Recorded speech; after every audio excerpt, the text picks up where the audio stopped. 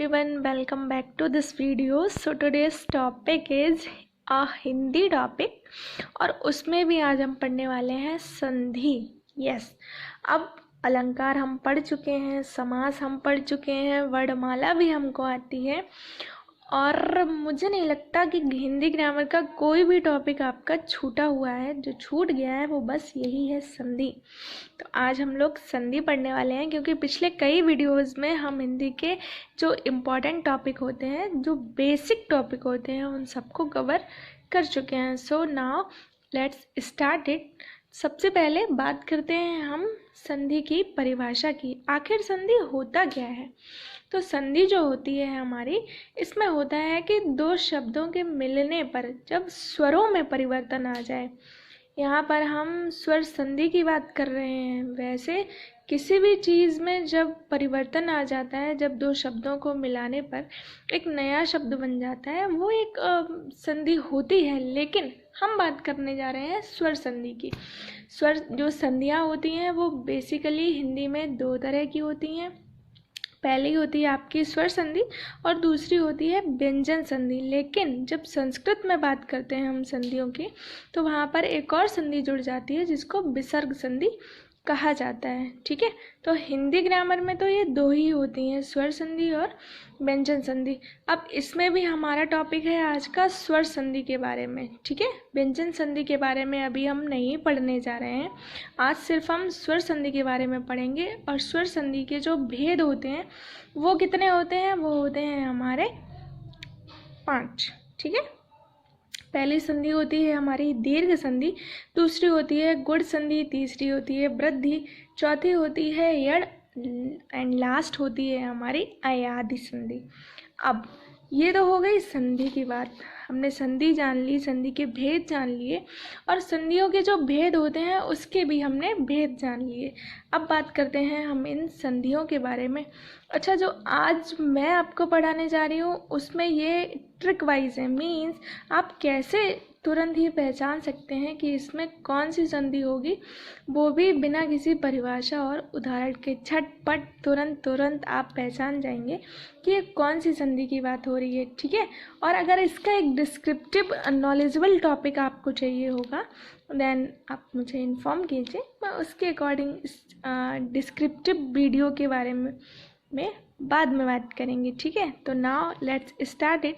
तो सबसे पहले क्या होता है कि जो दीर्घ संधि होती है उसमें दीर्घ मतलब बड़ा, और बड़ा हिंदी में वर्णमाला मीन्स बड़ी मात्राएं. ठीक है, तो होता क्या है जब दीर्घ संधि की बात करते हैं हम, तो जब भी आपको किसी भी वर्ड में जब हम संधि विच्छेद करेंगे ना, तो अगर छोटा आ और बड़ा आ दिखे, ठीक है, अभी मैं आपको एग्जांपल के थ्रू भी इसको समझा दूंगी, then it will be clear. So अगर छोटा आ और बड़ा आ और उसके साथ साथ छोटा आ और बड़ा आ, ठीक है, और ये मिलके क्या बन जाएगा हमारा बड़ा आ. चाहे जो जैसे मान लीजिए एक एग्जाम्पल लिया हमने विद्यालय का. ठीक है, तो हमने यहाँ पे उसका संधि विच्छेद किया विद्याधन आलय. ठीक है, और ये जो वर्ड बन जाएगा हमारा क्या बन जाएगा? विद्यालय. देखो बना. अब देखो ये वर्ड दिया था हमें, हमने इसका संधि विच्छेद किया, बना हमारा विद्याधन आलय. अब एक चीज़ देखिए आप, जब हमने संधि विच्छेद किया तो यहाँ पर ये कौन सी बन रहा है? बड़े आ की. मीन्स यहाँ पर क्या है हमारा? बड़ा आ. ठीक है, जोड़ का निशान है. और यहाँ पर भी हमारा क्या है? बड़ा आ. तो बड़ा आ और बड़ा आ मिलके दो बड़ा आ नहीं बन जाएंगे, ये बड़ा आ ही रहेगा. मीन्स आ की मात्रा ही आएगी. इसीलिए जब हमने इन दोनों वर्ड्स को जोड़ा है, उनकी संधि की है हमने, तो देखिए यहाँ पर विद्यालय आया है. अब यहाँ पर हमने इस वाले आ का यूज़ नहीं किया है जैसे विद्याधनालय. तो हमने ऐसे नहीं लिखा कि पहले विद्या लिख दिया और उसी के आगे आलय जोड़ दिया. नहीं, जब प्रोनाउंसिएशन करेंगे तो आपको बोलने में ही फील हो जाएगा कि यहाँ पर इस मात्रा का प्रॉपर्ली यूज़ किया गया है. और जब भी संधि विच्छेद करते हुए आपको मात्राएं दिखें, मीन्स आ की मात्रा दिखे, दैट मीन वो संधि कौन सी हो जाएगी? दीर्घ संधि. क्लियर? एक और एग्जाम्पल ले लेते हैं हम. अब मान लीजिए ये तो आ की बात हो गई, अब ई की बात कर लेते हैं. जैसे ई, बड़ी ई, ई और बड़ी ई, तब भी ये मिलके क्या ही रहेगी, बड़ी ई। ठीक है, जैसे एग्जाम्पल मान लीजिए नदी धन ईश। ठीक है, तो ये क्या बन जाएगा, नदीश। अब दिख रहा है आपको यहाँ पर कौन सी मात्रा है, छोटी ई की, यहाँ पर कौन सी मात्रा है, बड़ी ई की, दोनों मिलके कौन सी मात्रा बन गई, बड़ी ई। तो ये क्या बन गया, नदीश। तो इस तरह से हम दीर्घ, जब भी बड़ी मात्रा वाले शब्द आ जाएंगे तो वो आपकी दीर्घ संधि हो जाएगी। इसमें ऊ भी आएगा, अभी ऊ, बड़ा ऊ प्लस ऊ, बड़ा ऊ बराबर मिलके क्या बन जाएगा, बड़ा ऊ। ठीक है, तो इस तरह से होता है। जैसे इसका एग्जाम्पल ले लेते हैं हम, आप जैसे बधू धन उत्सव। ठीक है, तो ये क्या बन जाएगा, बधूत्सव। अब देखिए यहाँ पर कौन सा ऊ है, बड़ा ऊ, यहाँ पर कौन सा ऊ है, छोटा ऊ, और यहाँ पे बना कौन सा ऊ है, बड़ा ऊ। तो आप समझ रहे हैं ना। तो इस तरह से हम दीर्घ संधि के बारे में जानेंगे। जब भी आपको इन एग्जाम्पल्स के थ्रू आप संधि के बारे में पढ़ेंगे, उसके एग्जाम्पल में आइडेंटिफाई करेंगे कि हमें कैसे दीर्घ संधि को पहचानना है, उसके एग्जाम्पल देखते ही आप श्योर हो जाएंगे कि ये दीर्घ संधि ही है। तो ये बात हो गई हमारी दीर्घ संधि की। अब बात करते हैं हम गुण संधि की। ठीक है, गुण संधि की बात कर लेते हैं। ये हमारा सेकंड टॉपिक, गुण संधि। अब अच्छा, गुण संधि में क्या होता है, यहीं पे लिख ले रहे हैं हम इसको। गुण संधि में जो होता है उसमें मात्रा चेंज हो जाती है। यहाँ पर देखिए बड़ा आ, बड़ी ई और बड़े ऊ की बात की थी हमने। गुण संधि में क्या होता है कि जब भी आपका, मान लीजिए हम इसको नेक्स्ट पेज पे ले जाते हैं क्योंकि यहाँ पर जगह नहीं बचती। सेकंड टॉपिक हमारा है गुण संधि। अगर एक बार अच्छे से समझ लेंगे तो दोबारा मुझे नहीं लगता कि समझने की ज़रूरत पड़ने वाली है। ठीक है, तो ये हो गई हमारी गुण संधि। अब गुण संधि में क्या होता है कि वर्ड्स में जब भी आपको छोटा, बड़ा और इसके साथ आपको ई या बड़ी ई दिखाई दे, जब हम संधि विच्छेद करेंगे ना, तो ये क्या बन जाएगा, ए बन जाएगा। कैसे, अब वो देखते हैं हम।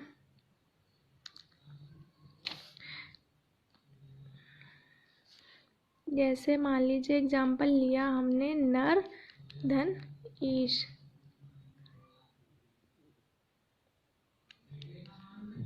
ठीक है, तो ये क्या बन जाएगा, नरेश। अब देखते हैं यहाँ पर क्या है, जब कोई भी मात्रा नहीं होती तो वहाँ पर हम ऑटोमेटिकली छोटा आ मान लेते हैं। ठीक है, क्योंकि कोई भी मात्रा नहीं है। और यहाँ पर क्या है, बड़ी ई, तो आ और बड़ी ई मिलके क्या बन जाएगा, हमारा ए। ठीक है, एक और एग्जांपल देखते हैं। जैसे ये पहला हो गया, दूसरा देखते हैं इसका, अ, बड़ा आ, इसके साथ क्या आ जाए हमारा ऊ या फिर बड़ा ऊ। थोड़ा सा ध्यान रखने की ज़रूरत है। जब आ मीन्स छोटा आ और बड़े आ के साथ ई आए तो ए बन जाएगा, और जब आ और आ के साथ ऊ या बड़ा ऊ आए तो क्या बन जाएगा, आपका ओ बन जाएगा। ठीक है, अब देखते हैं कैसे बन गया। एक एग्जाम्पल ले लेते हैं हम। जैसे एग्जाम्पल लिया हमने नर धन उत्तम, तो ये क्या बन जाएगा हमारा, नरोत्तम। ठीक है, नर धन उत्तम। अब हमने पिछले ही एग्जाम्पल में कहा था कि जहाँ पर कोई मात्रा नहीं होती वहाँ हम छोटा आ मान लेते हैं, और ये है हमारा छोटा ऊ। तो जब आ के साथ ऊ मिल जाएगा तो क्या बन जाता है, ओ। यही तो बनता है। तो ये क्या बन गया, ऊपर नरोत्तम। तो इस तरह से गुण संधि होगी। दीर्घ संधि में जब भी आपको बड़ी मात्राएं दिखाई दें वो दीर्घ संधि हो जाएगी। आ के साथ ई मिल जाए तो ए बन जाएगा। तो देखिए एक मात्रा है तो गुण संधि हो गई, यहाँ पर एक मात्रा है तो गुण संधि हो गई। ठीक है, नेक्स्ट बात करते हैं हम थर्ड टॉपिक की। ये है हमारी वृद्धि संधि। अब नाम से ही पता चल रहा है कि ये कौन सी संधि है, वृद्धि संधि। ठीक है, मतलब वृद्धि, कोई चीज़ बढ़ने वाली है इसमें। और आप एग्जाम्पल के थ्रू ही समझ जाएंगे कि आखिर वृद्धि संधि को वृद्धि संधि कहा क्यों गया है। ठीक है, अब बात कर लेते हैं हम इसके एग्जाम्पल्स की। यहाँ पर हमने किसी भी परिभाषा को नहीं लिया है, क्योंकि जो इसकी डिफिनीशंस होती हैं वो बहुत ही टिपिकल लैंग्वेज में होती हैं, जिसकी वजह से कन्फ्यूज़न ज़्यादा हो जाता है। और हमें कन्फ्यूज़न क्रिएट नहीं करना है, हमें सिर्फ टॉपिक क्लियर करना है। वृद्धि संधि की बात करते हैं तो वृद्धि संधि में क्या होता है, देखिए इसका फर्स्ट पार्ट तो सेम ही रहेगा, ये वाला चेंज हो जाएगा। तो आ के साथ आ या बड़े आ के साथ जब ए और बड़ा ए मिल जाए तो क्या बन जाएगा, ए। समझ रहे ना। अब एग्जाम्पल ले लेते हैं हम, जैसे कोई एग्जाम्पल जिसमें ये वाली मात्रा आ जाए। अब देखिए इसका एग्जाम्पल लेते हैं, जैसे मान लीजिए मत दन एक। ठीक, अब देखिए यहाँ पर क्या है, छोटा आ और यहाँ पर क्या है, ए। तो क्या बन गया, ए।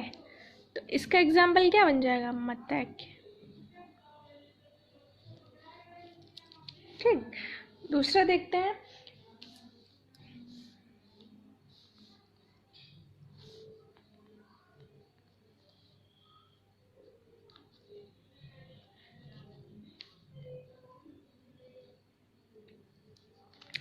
और बड़ा आ के साथ ओ या फिर बड़ा ओ आए तो मिलके क्या बन जाएगा, बड़ा ओ। एक एग्जाम्पल ले लेते हैं, जैसे वन औषधि, तो वन प्लस औषधि। ठीक है, और ये मिलके क्या बनने वाला है हमारा, वन औषधि। ये देखिए बन गया ना। और यहाँ पर क्या है, छोटा, और यहाँ पर क्या है, ओ। तो मिलके क्या बन जाएगा, आओ। दिख रहा है ना आपको।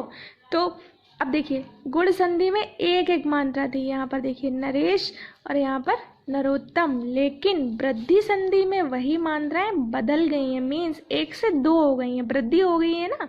तो ऐसे आपको इसको याद रखना है। यहाँ पर देखिए दो मात्राएं हैं और यहाँ पर भी दो मात्राएं।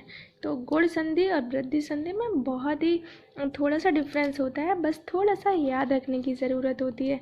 नेक्स्ट हम बात कर लेते हैं यड़ संधि की।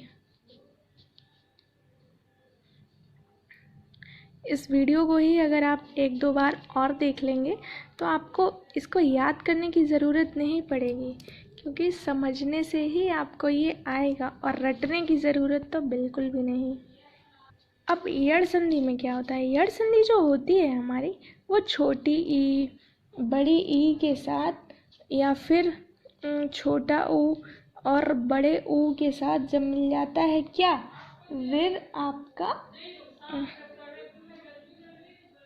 ऋ, और इसके साथ मिलेगा हमारा क्या, कोई भी अलग तरह का स्वर।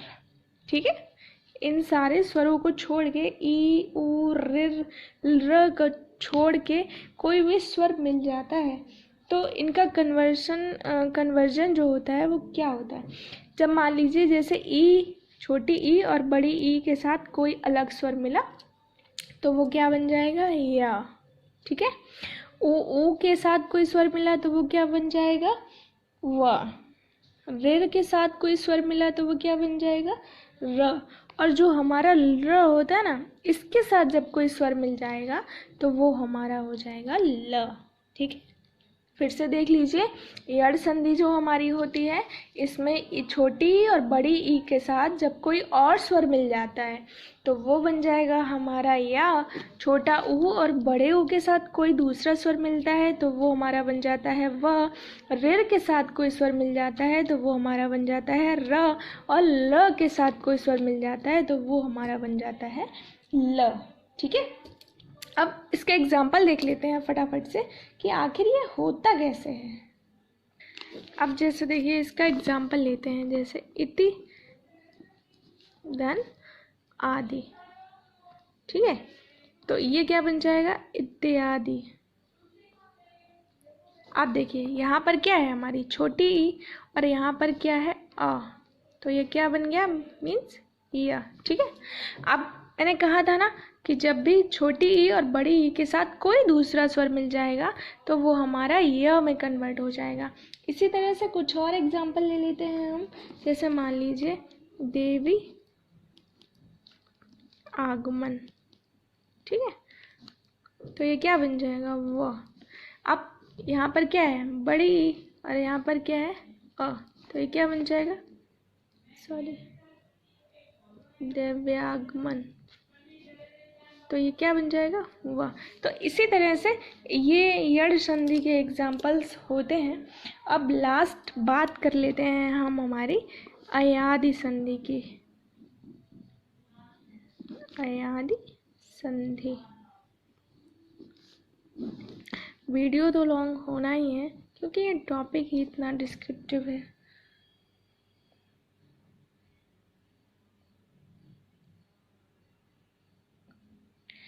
अब आखिरी बात करते हैं हम हमारी अयादि संधि की। इसमें क्या होता है देखते हैं, ए, ठीक है, और या फिर बड़ी ए, या फिर ओ, और या फिर औ, ठीक है।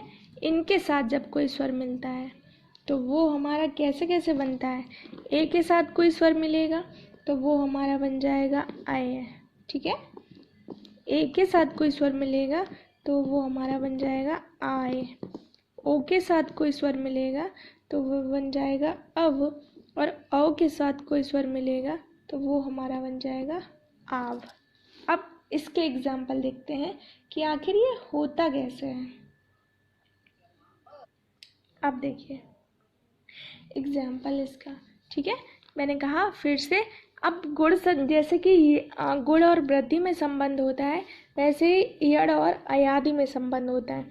इसमें ई, उ, ऋ और ल के साथ जब कोई स्वर बनता है तो वो या, व, र, ल बन जाते हैं। और अयादि संधि में जब ए और ए, ऐ, ओ, औ इसके साथ कोई स्वर मिलता है तो वो आय, अब आप बन जाता है। इसका हम एग्जाम्पल देख लेते हैं। जैसे मान लीजिए कि आखिर ये बनता कैसे, जैसे कोई एक एग्जाम्पल लिया हमने, अन्वय लिया, ठीक है। अब अन्वय, तो यहाँ पर आय आपको सुनाई दे रहा ना, अन्वय।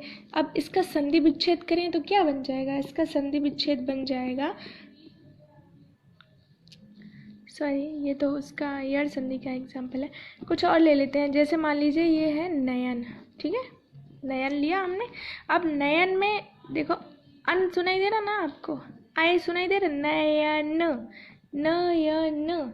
इसका संधि विच्छेद जब हम करेंगे तो बनेगा ने प्लस अन, तो ये मिलके क्या बन जाएगा, नयन। अब कैसे बनेगा वो देखिए, ये हमारा क्या है, ए है, और ये क्या है, अ, मिलके क्या बन गया, आय बना। एक और एग्जाम्पल ले लेते हैं। जैसे मान लीजिए पावक, ठीक है, क्या एग्जाम्पल लिया हमने, पावक। अब इसमें आपको बोलेंगे, प्रोनाउंसिएशन करेंगे तो आ वो सुनाई दे रहा है, पावक आ रहा है ना, तो ये क्या बन जाएगा, पौधन अक, क्या बन गया, पौधन अक। तो ये क्या बन जाएगा, पावक। बनेगा कि नहीं बताइए, तो ये बन जाएगा पावक। इसी तरह से इसी तरह से बन जाएगा आपका नायक, तो क्या बन जाएगा वो, नौधन अक, नाविक। एक और एग्जाम्पल देख लेते हैं हम। जैसे मान लीजिए ये दिया गया है हमारा नाविक, तो ये क्या बन जाएगा, नौ धन एक, क्या बन जाएगा, नाविक। एक और एग्जाम्पल ले लेते हैं हम। जैसे मान लीजिए गायक, जैसे मान लीजिए एग्जाम्पल लिया हमने गायक, तो ये क्या बन जाएगा, गए धन अक, ठीक है। तो ये क्या बना, गायक।